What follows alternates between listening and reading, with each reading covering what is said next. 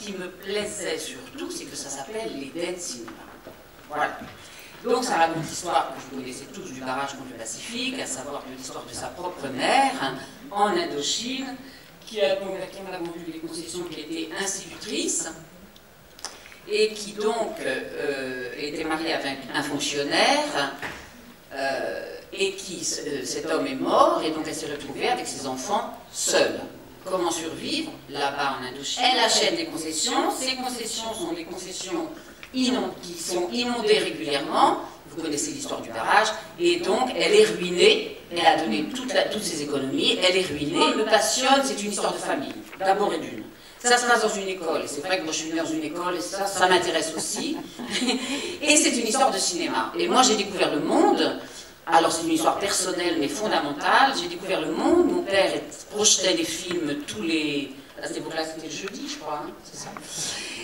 Jeudi, passionné de cinéma italien, et j'ai découvert le monde. Vous savez, non. Hein? Oui, mais pas, tu sais, dans la cabine, j'étais trop petite. Donc sur un tabouret, comme ça, il me mettait. Et donc je voyais ça à travers ce petit écran là. Donc finalement, après tout un travail, j'ai réalisé que tout venait de là finalement.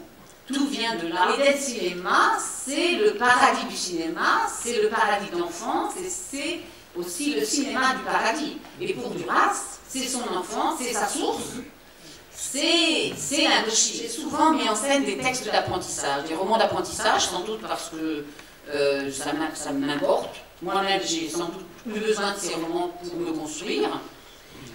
Et donc, ça m'intéresse aussi de faire que des adolescentes et des adolescents entrent dans l'œuvre de Duras à travers ces deux personnages-là, qui se posent plein de questions et qui vont apprendre, je dirais,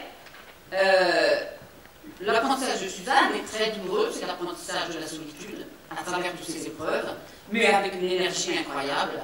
Pour Josette, l'apprentissage de l'amour, et pour la mère, l'apprentissage de la trahison, ce qui est vraiment et du désespoir. Et tout ça, je trouve que la situation est très contemporaine. Une mère seule avec deux enfants, une sorte de mère courage, on en vient à une certaine extrémité.